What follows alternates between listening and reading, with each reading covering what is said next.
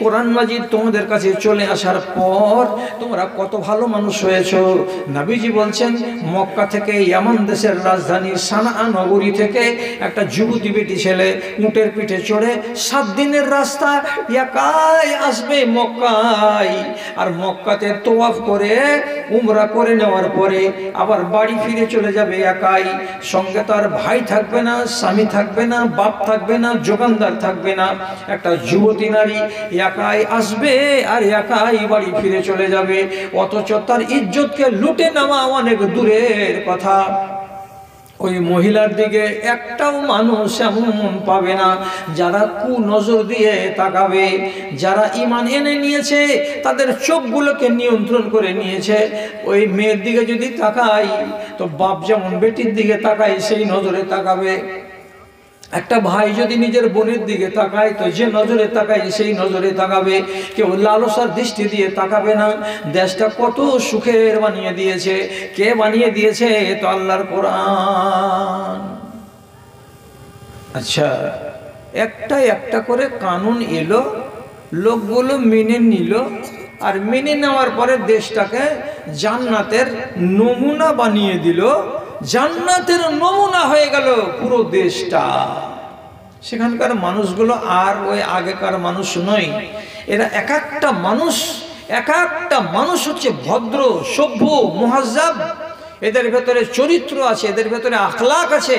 এরা চুরি করে না, ডাকাতি করে না, রাহাজানি করে না, পরনিন্দা করে না, গীবাত করে না, সুদ খায় না, মদ খায় না, মেয়েদেরকে অপমান করে না। এদের ভেতরে এগুলো কিছু নেই।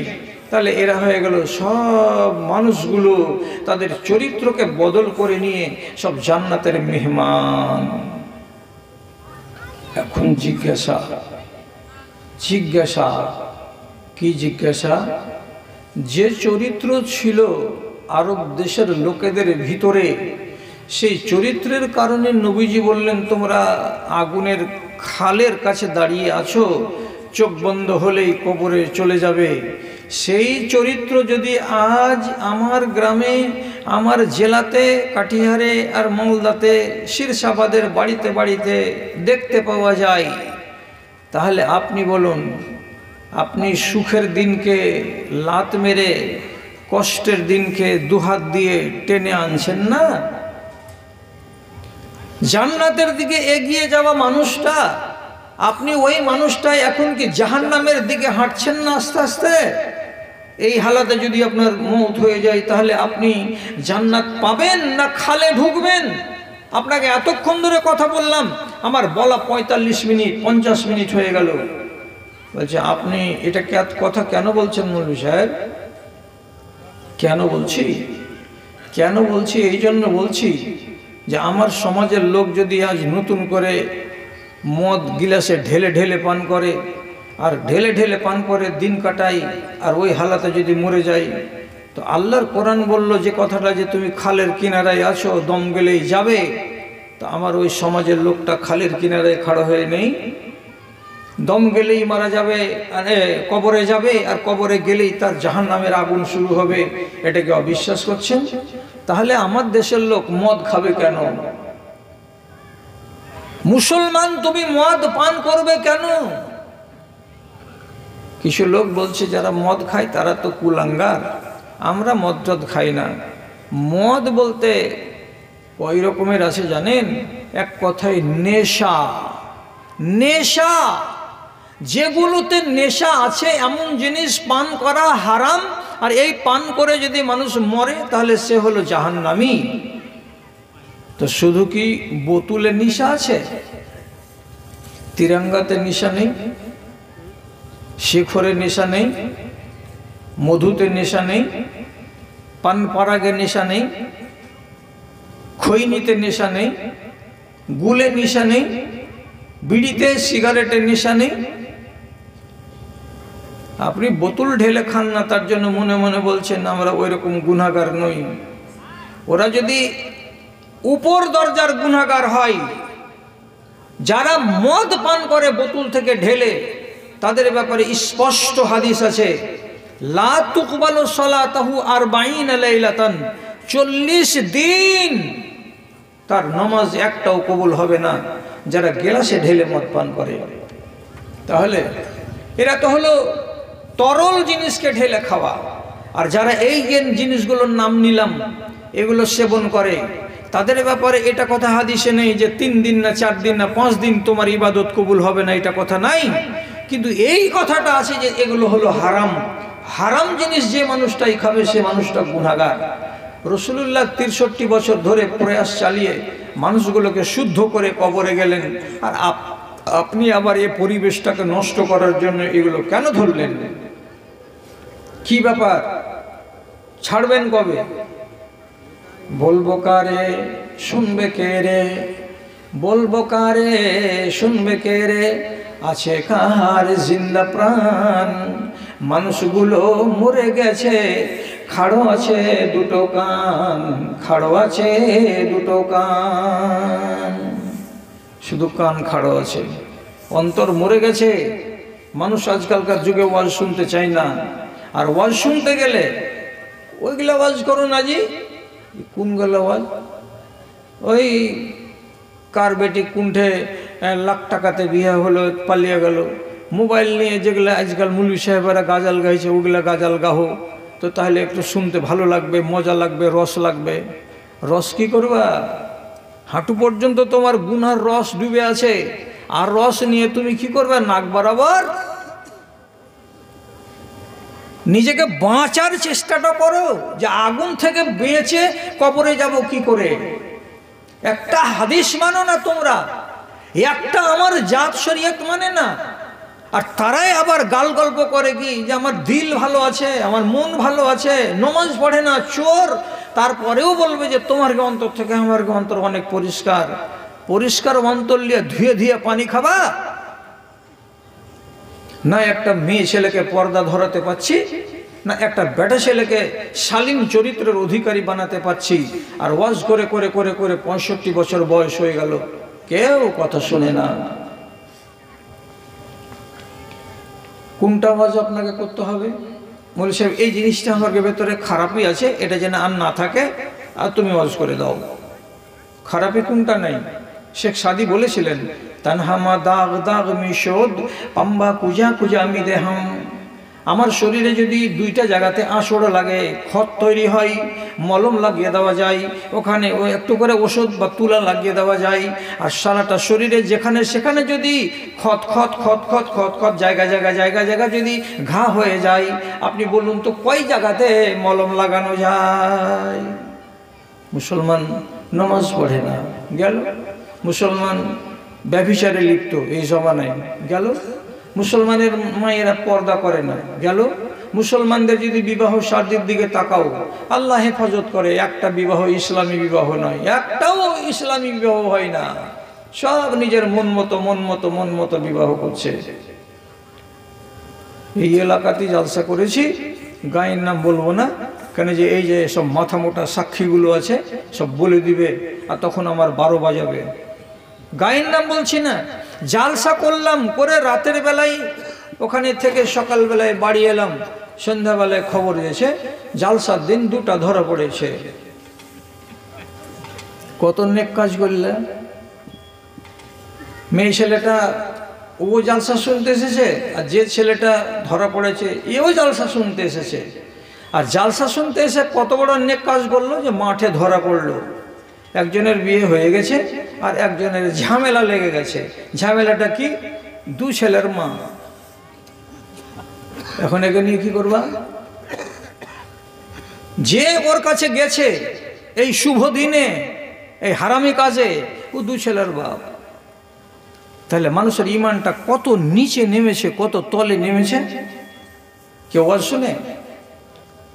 আচ্ছা আমি বলছি, এর আগে 1000 বার করে বলেছি, কথাগুলোকে কানে রাখবেন। কোনো নারী যদি বেহায়া হয়ে কবরে যায়, প্রথম চান্সে জান্নাত পাবে না। ভালো করে মাথায় রাখেন, আপনার বেটি হোক, বিবি হোক, যেমন সেই হোক, কোনো রমণী যদি পর্দা না করে বেহায়া হয়ে মারা যায়, তাহলে নমাজ থাকতে গেলে ওই মহিলাকে প্রথমে আল্লাহর জাহান্নামে যেতে হবে। লিখে রাখেন। 1, কোনো মানুষ যদি নিজের বেটাদেরকে জমি দেয় আর বেটিদেরকে জমি না দিয়ে বেটাদের দিকে 2 বিঘা 2 বিঘা করে জমি লিখে দিয়ে কবরে চলে গেল। লিখে নাও সাদা কাগজে, তোমাকে মরার পরে আগে জাহান্নামে যেতে হবে, তারপরে কত বছর জ্বলবে, তারপরে তুমি জান্নাতের মুখ দেখতে পাবে। 3 নম্বর ব্যক্তি, কোনো মানুষ যদি তার বৃদ্ধ মা বাবার সঙ্গে এমন সম্পর্ক রেখেছে দেখে মনে হচ্ছে এটার বাপ নয়, এটা আমার তাহই, আর মাটাকে দেখে মনে হয় না যে এটা আমার মা, এটা কে, তো এটা আমার মা হই।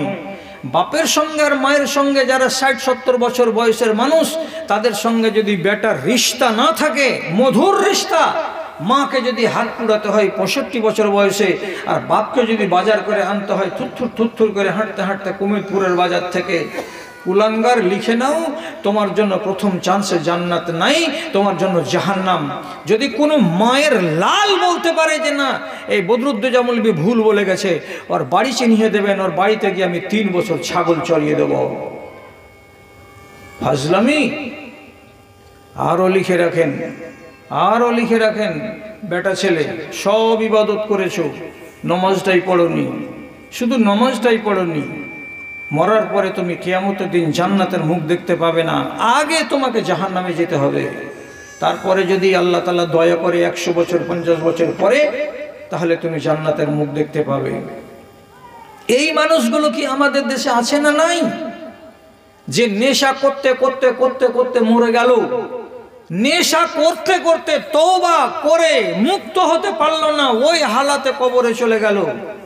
এই মানুষটা মরার পরে আগে জাহান্নামে যাবে, তারপর গুনাহ মোচন হওয়ার পর 50 বছর 60 বছর পর আল্লাহর যদি দয়া হয় তাহলে সে জান্নাত পাবে। বুঝতে পারলেন?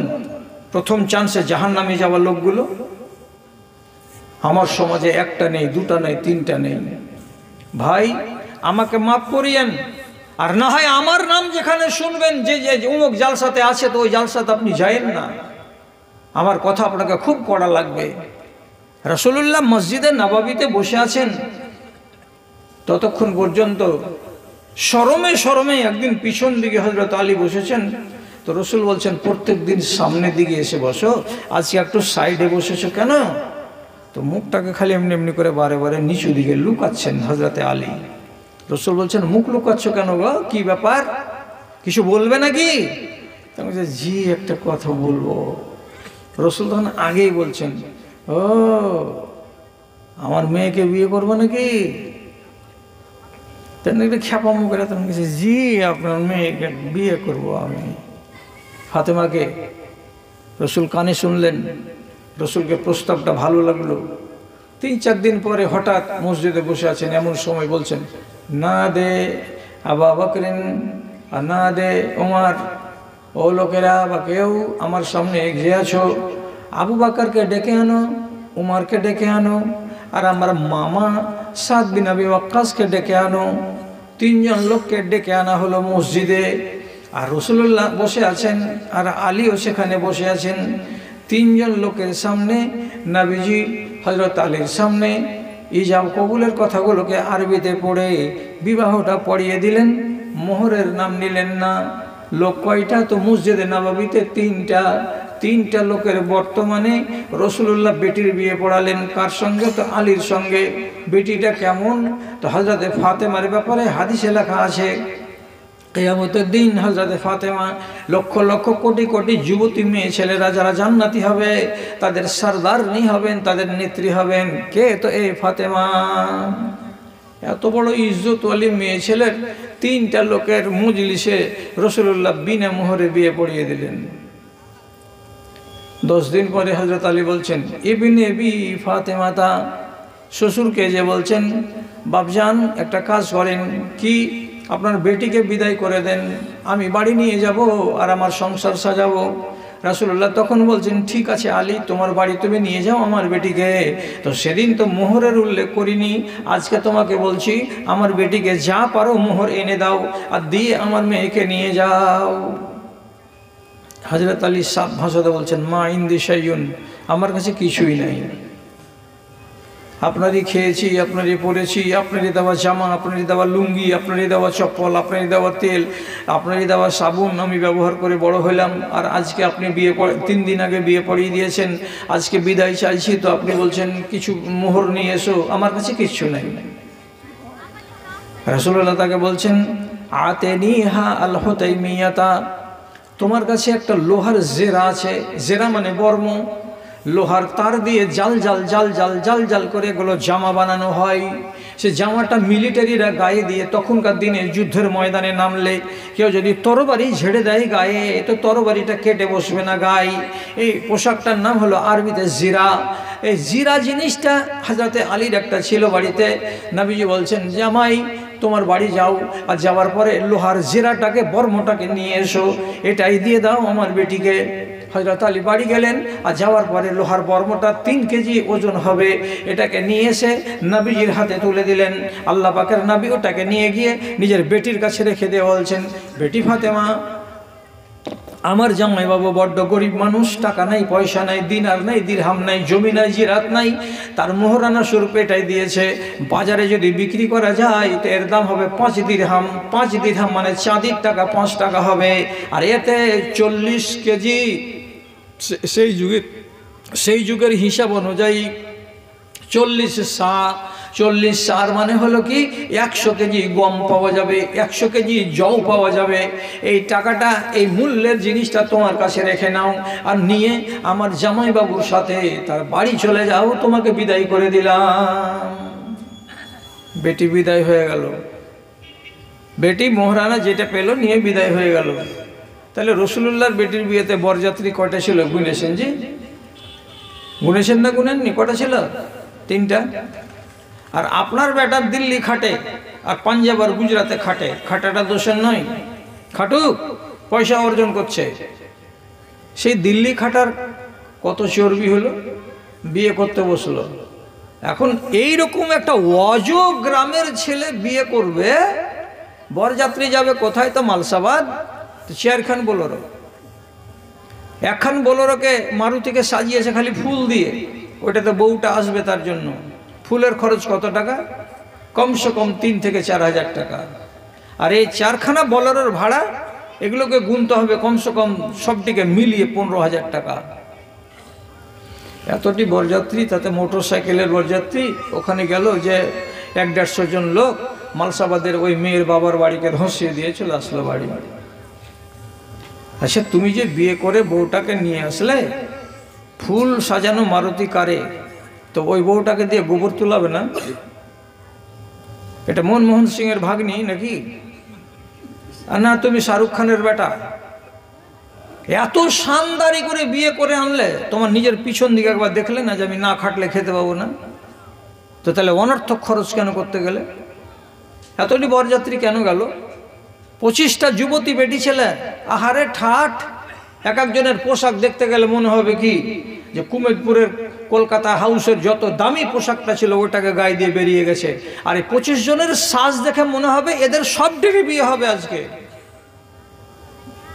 এত সাজ করে একটা বেটি ছেলের মাথাতে কাপড় নাই, কেউ গা ঢেকে নেই, সব হাফ শার্ট, এখান থেকে হাফ হাতার এই সালোয়ারগুলো পরে আছে, কামিজগুলো পরে আছে, নেই গান ফরকগুলো পরে আছে, নেই আরও দামি দামি দামি দামি পরে আছে, ঝুল জান থেকে বেশি ঝুল, আর চওড়া চওড়া সব জামা।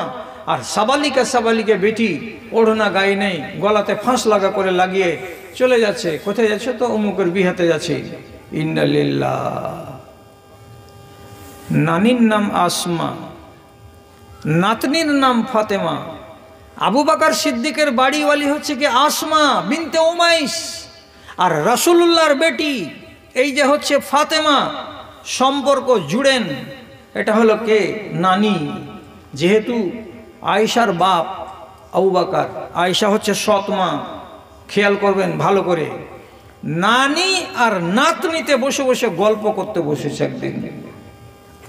আসমা বিনতে উমাইস বলছে, বুবুগে, মক্কাতে যখন মুশরিকরা খুব চাপ শুরু করে দিল, তখন নবীজি বললেন তোমরা জান বাঁচাতে, ঈমান বাঁচাতে হাবশা দেশে পালিয়ে যাও। তখন আমরা 80-85 জন লোক হাবশা পালিয়ে গেলাম। কি যাওয়ার কষ্ট বুবু। আচ্ছা ঠিকই কথা, এরোপ্লেন নেই, মোটর কার নেই, বাস নেই, ট্রেন নেই, সব উঠে চড়া আর বালু বালু বালু বালু বালু বালু হেঁটে হেঁটে হেঁটে হেঁটে যাওয়া। সেই কষ্টের কাহিনীগুলো বলতে বসেছে কে? নানি। আর শোনাচ্ছে কাকে? নাতনিকে। এটা কে? তো ফাতেমা। একটু শোনা হয়েছে, হযরত ফাতেমা আর একদিকে আনকানি দিয়ে তাকাইছে। তখন নানি বলছে, আওয়ালা তাসমাউ ইলাইয়া কান্নাকা জাহিলাতুন আন্নি। নাতনি, তোমাকে দুঃখের দিনের ঘটনাগুলো শোনাচ্ছি আর তুমি আনকানি দিয়ে অন্যদিকে তাকাচ্ছ কেন? ব্যাপারটা কি? আমার কথাগুলো কি শুনতে তোমাকে ভালো লাগে না? তখন হযরতে ফাতেমা বলছেন, কি দেখব তোর দিক, ধুলা উঠছে মোর দিক। নানিগে, ওইগুলো দুঃখের কথা শোনার ইচ্ছা করে না। আমার নিজের দুঃখ আমি কাকে বলবো সেটা তো আমি ভেবে পাই না। তোমার দুঃখ? তোমার ফের কি দুঃখ হলো? কিসের দুঃখ হয়েছে তোমার? তখন ফাতেমা বলছেন, যেদিন আমার বাপ মারা যায় সেদিন আমার বাপ আমার মুখটাকে ধরে আমার নিজের মুখের কাছে আমার কানটাকে করে দিয়েছিলেন। আর দেওয়ার পরে আমার কানে কানে আস্তে আস্তে করে আমার বাপ বলেছিলেন, বেটি রে, আমার মরে যাওয়ার পরে আমার পরিবারের মধ্য থেকে 6 মাসের ভিতরেই সর্বপ্রথম যেই মানুষটা আমার সঙ্গে দেখা করবে কবরে সেটা হলে তুমি। তোমার সঙ্গে আমার মোলাকাত হবে আগে। তোমার 9টা মা থেকে গেল, এরা কেউ মরবে না আগে। তোমার স্বামী আলী থেকে গেল, এ মরবে না আগে। তুমি যে আছো বেঁচে, তো এই পরিবারের ভেতর থেকে প্রথম ব্যক্তি যে মারা যাবে, তো তুমি মারা যাবে খুব তাড়াতাড়ি, আর তোমার সঙ্গে কবরে দেখা হবে আমার। ফাতেমা বলছেন, হিসাব করে দেখছি নানি 6 মাস হয়ে গেছে আমার। তো যেখানে আমার নিজের 6 মাস হয়ে গেল, তো আমি তো মরবার টাইম আমার হয়ে গেছে। তো তোমার ওইগুলো গল্প শুনে কি করব? তো মরবার টাইম হলো, তো কাঁদছো কেন বা ভাবছো কেন? তো হযরত ফাতেমা বলছেন, কথাটা কি? একটু দয়া করে এই মুলাই বাড়ির লোক, কথাটাকে উল্টা পাল্টা করিয়েন না। অনেক লোকের সঙ্গে আমার দেখা হবে কুমোদপুর হাটখোলাতে, আর না হয় কুমোদপুর স্টেশনে। খবরটা নিব আপনার কাছে। কি বলছেন হযরত ফাতেমা? বলছেন, নানি, আমি এতদিন বাঁচলাম, সারাটা মদিনার লোক কাউরি হিম্মত নয় যে বলতে পারে যে এটা নবীর বেটি। কেউ আমাকে দেখেনি, কেউ আমাকে চেনে না। আমি যদি তাদের সামনে দিয়ে হেঁটে চলে যাই, তাহলে পরে একটাও লোক বলতে পারবে না যে এটা নবীর বেটি ফাতেমা গেল। কেন? আমার পা জীবনে আমি খোলা রাখিনি, আমার মুখ আমি জীবনে খোলা রাখিনি, আমার মাথা জীবনে খোলা থাকেনি, কাজে কেউ আমাকে চেনে না। আমি সব সময় আবৃত হয়ে থেকেছি। এবার চিন্তার কথা হলো কি, আমি যখন মরে যাব তখন আমাকে গোসল দেওয়াবে পর্দার সাথে ঘরের ভেতরে, কাফন পরাবে আমাকে পর্দার সঙ্গে ঘরের ভেতরে। তারপর আমার লাশটাতে কাফন চাপিয়ে দেওয়ার পর নানি চিন্তা করে বলো তো, 3টা গিরা লাগাবে না লাগাবে না? কাফনে কটা গিরা লাগাবে? 3টা। যদি গিরাগুলো লাগিয়ে দেওয়া যায় তাহলে গাটা সম্পূর্ণ আঁটো হয়ে যাবে। গাটা চওড়া না পাতলা না লম্বা না বেঁটে, এতে বোঝা যাবে। কাফন যখন তাকে পরিয়ে দিয়ে তার গায়ে যখন সুতা দিয়ে গিরে লাগিয়ে দেওয়া যাবে, আপনিও বুঝতে পারবেন, আমিও বুঝতে পারবো এই মেয়েটা পাতলা না মোটা, এই মেয়েটা লম্বা না চওড়া, কেমন আছে সেটা তো আকার আকৃতি বোঝা যাবে। আমাকে চিন্তা লাগলো, যতদিন আমি বেঁচে ছিলাম ততদিন কেউ আমাকে চিনতে পারেনি, আমার সাইজ কি কেউ বলতে পারেনি। আর আমি মরে যাওয়ার পরে যখন আমাকে তাঁবুতে শুইয়ে দেওয়া হবে, তখন যত লোক জানাজাতে আসবে সবাই আমার দিকে দেখবে, আর দেখার পরে লোকেরা বলবে ফাতেমা পাতলা মেয়ে ছিল। তাহলে আমাকে যদি পাতলা বলে কেউ চিহ্নিত করে দেয়, তো আমার ইজ্জত কোথায় গেল, আমার পর্দা কোথায় গেল? কেউ যদি বলে দেয় ফাতেমা এমনি লম্বা ছিল, তার 5 ফিট 3.5 ইঞ্চের সাইজ হয়ে যাবে, আমার সাইজ যদি কোনো মানুষ মেপে দিতে পারে কাফনের দিকে দেখে, তাহলে আমার ইজ্জত কোথায় গেল, আমার পর্দা কোথায় গেল? এই কথাটা যখন চিন্তা করছি যে মরণের পরে এই হালাত হবে, তখন আমার মাথাটা ভারী হয়ে যাচ্ছে নানি, যে আমি বেপর্দা হয়ে কেন কবরে যাব? নানি বলছে সে আত্তাখিযু লাকে খাশাবান, তুমি যদি অনুমতি দাও তো আমি এখনই তোমার জন্য চেয়ারখানে এত বড় বড় লম্বা লম্বা বনের কাঠগুলোকে কেটে এনে রাখবো বাড়িতে। যেদিন তুমি মারা যাবে আর তোমাকে তাঁবুতে শোয়ানো হবে, সেই দিন তাঁবুতের চার কোণাতে চারটা খুঁটাগুলোকে বেঁধে দিব আর এর উপর একটা চাদর চাপিয়ে দিব। যদি চাদরটাকে এইভাবে চাপিয়ে দিই তাহলে তোমার দেহটাকে, তোমার লাশটাকে কেউ দেখতে পাবে না, আন্দাজ করতে পারবে না, লম্বা চওড়া কিছুই কেউ বলতে পারবে না। তো যদি তুমি এরকম করতে চাও, রাজি হও, তাহলে আমি করে দিব। হযরতে ফাতেমা নিজের নানিকে দুয়া দিয়ে বলছেন, নানি আল্লাহ তোমার মঙ্গল করে দেয়, আমি তো মরে যাব, জানতে পারবো না, এই কাজটা যদি তুমি করে দাও তো আল্লাহ তোমাকে ভালো দেবে। ফাতেমা মারা গেলেন, তখন এরকম করে চার কোণাতে খুঁটি দিয়ে কাপড় লটকে দিয়ে টপ্পরের মতো করে দেওয়া হলো, আর এইভাবে তাকে কবরস্থানে নিয়ে যাওয়া হলো যে তার কাফনকে কেউ দেখতে পেল না, তার সাইজ কি কেউ বুঝতে পারলো না। সিস্টেমটা যে চালু হলো প্রথম কাকে দিয়ে? তো হযরতে ফাতেমাকে দিয়ে। এই সিস্টেম চালু হলো তো হলো, চলতেই রইল। আজ পর্যন্ত আপনারা লাইভ দেখবেন, লাইভ কোনো দিন যদি মন জাগে তো দেখবেন মদিনা মসজিদ থেকে প্রত্যেক নামাজের পরে 3টা 4টা করে লাশ বেরিয়ে যাচ্ছে। জানাজা হওয়ার পর কবরস্থানে নিয়ে যাবে, বাকি কবরস্থানে তো একগুলোকে দেখবেন যে টপ্পর চাপানো আছে, আর একগুলোকে দেখবেন যে প্লেনভাবে তাকে শোয়ানো আছে। যেগুলো প্লেন শোয়ানো আছে জানতে হবে এটা পুরুষদের লাশ, আর যে লাশের উপরে দেখবেন এইভাবে গোল করে টপ্পর চাপানো আছে বুঝে নিতে হবে যে এটা মেয়ে ছেলে পেলের লাশ। তাহলে সিস্টেমটা চালু চলছে। এখন কেন বললাম আপনাকে এই হাদিসটা মুসনাদে আহমদের, যে ওরা কোন নারীর নারী যে জীবন্ত অবস্থার কথা ভাবে না, মরার পরে আমার কি দুর্গতি হবে আর আমার পর্দার কি হাল হবে সেটা নিয়ে ভাবে। আর আমার বেটি, আপনার বেটি এখন বর্তমানে বেঁচে থাকা অবস্থাতে নিজের পর্দা নিয়ে কি ভাবে? কিছু ভাবে? আজ 4 বছর আগেকার কথা, কাঞ্চনজঙ্ঘা ট্রেনে আমি বসে আছি, আমি যাব বর্ধমানের জালসাই। তো ফারাক্কা স্টেশনে, ফারাক্কা কলেজ থেকে বেশ কিছু মহিলা এলো, এসে কাঞ্চনে বসলো। আমার সিটের সামনে একটা মহিলা বসলো, তো গলাতে মাফলার পেঁচানো আছে। তো আমি তো চিনি না এটা কে।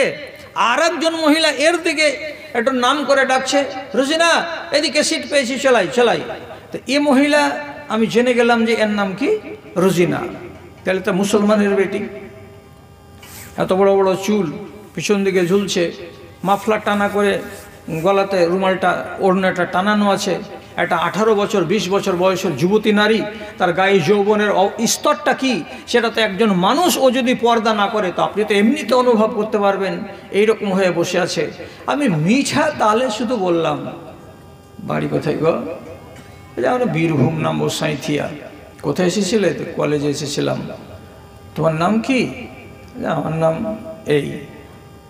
তো হাসতে হাসতে শুধু বললাম, তোমরা মাথা টাথা ঢাকো না, পর্দা টর্দা করো না তোমরা? আর যেমন পর্দার কথাটা বলা, মনে হচ্ছে যে গ্যাসের মুখে কে দিয়াশালের কাঠি মেরে দিল, এমনভাবে তেলে বেগুনে ঝুললো। কি হয় পর্দা করে? একসাথে এক গাদা কথা। পর্দা করে কি হয়? পর্দা না করলে কি ক্ষতি হয়? আমার মা খালারা তো কেউ পর্দা করেন না, কই তো তাদের তো কোনো অভাব হয়নি, তাদের তো কাউরি পেটে লাগে না। আর আপনাদের ভিতরে যে এতগুলো পর্দা টর্দা করে, তো কই পর্দা করার পরে ওরা কি হসপিটাল যায় না? আরে এই করে না, ওরা মুখ করে না, তুমুক করে না, এক গাদা কথা। কথা বলছি 1.5-2 ঘন্টা ধরে এই মুখামুখি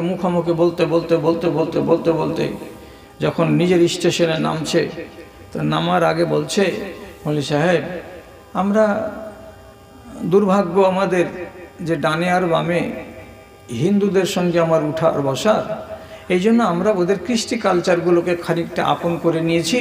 আমাদের মা খালারাও এভাবে মাথায় টাথায় কাপড় টাপড় দেয় না। আপনি যে কথাগুলো বললেন এগুলো সব সাহাবীদের মেয়েদের বিবিদের ঘটনা, তো এদের মতো কি আমরা হতে পারবো? তো তা আমি বললাম হতে সম্পূর্ণ না পারতে গেলে একটা অংশ তো করো, যাতে আল্লাহকে বলা যাবে যে হ্যাঁ আমি পর্দা করেছিলাম। তোমার মাথার চুলটা তো দেখতে সুন্দর লাগে। এটা কোন বেটা ছেলেকে ভালো লাগে না তুমি বলো তো? পৃথিবীর সবাইকে ভালো লাগে। তো যাকে যেটা ভালো লাগে সে সেটা তো পেতে চাই, তো সে সেটা কি পাই? তোমার এত সুন্দর চেহারা, তোমার এত সুন্দর যৌবন, যে তোমার দিকে দেখছে তাকেই ভালো লাগছে। তো তুমি যে ভালো লাগাচ্ছ অপর পুরুষকে, তো ওই লোকটা যদি তোমার কাছে কিছু চাই তো তুমি কি তাকে দেবে? তুমি তো দেবে না। তাহলে ওকে ভালো লাগাচ্ছ কেন? ওকে ভালো লাগাচ্ছ কেন? এই জন্য তো রাসূলুল্লাহ বলেছেন, না তুমি কথা বলবে ওর সঙ্গে আজনাবির, আর না আজনাবি কথা বলবে তোমার সাথে। না তুমি তোমার শরীরটাকে এমনভাবে দেখাবে যাতে অন্যর ভেতরে যৌন চেতনা তৈরি হয়, আর না আমি নিজের গায়ে এমন আবরণ পরব যে আমাকে দেখতে গেলে কোনো রমণীর মনে আকর্ষণ তৈরি হয়। কেন? আমি কাউরি মনের ভেতরে উত্তেজনা তৈরি করতে পাবো না। কারণ আমার মন যদি খালি বলে যে এই নারীকে দেখলাম, আর আমি যদি খালি উস উস উস উস করি আর বলি এইরকম একটা নারী যদি পেতাম, বা এই মহিলাকে যদি আমি পেতাম তো এই করতাম সেই করতাম হ্যান করতাম ত্যান করতাম, যতটি কথা আমি মুখে বলবো সমস্তটি পাপের কথা বলবো। পাপটা করালো কে? তুমি। কেন পাপ করালে তুমি আমাকে? সব কথা হলো, শেষে শুধু একটু নরম হলো, আর নরম হয়ে স্টেশন থেকে নেমে চলে গেল। ওকে তো নরম করতে পারলাম। আজকে আমার গ্রামের টিকে বলেন তো, তোরা নরম হবে গিয়ে খালা? কি কি নরম হবে মৌলানা? হাদিসে লেখা আছে, লা ইউতানা ফিরাসে আহাদিকুম মাখিতান খায়রুন লাহু আন ইয়ামুসসা রাজুলান। একটা মেয়ে ছেলের মাথাতে যদি একটা 1.5 ইঞ্চির কাঁটাকে এমনি করে নিয়ে হাতুড় দিয়ে গেড়ে দেওয়া যায় সেটাও ভালো।